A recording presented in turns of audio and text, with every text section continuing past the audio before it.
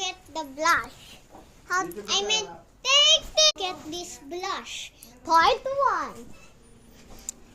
First, go to Google and search blush PNG or overlay blush PNG and long press and then choose any anime blush and then long press it and download image and then press image and go to take it. Okay, now go to stickers.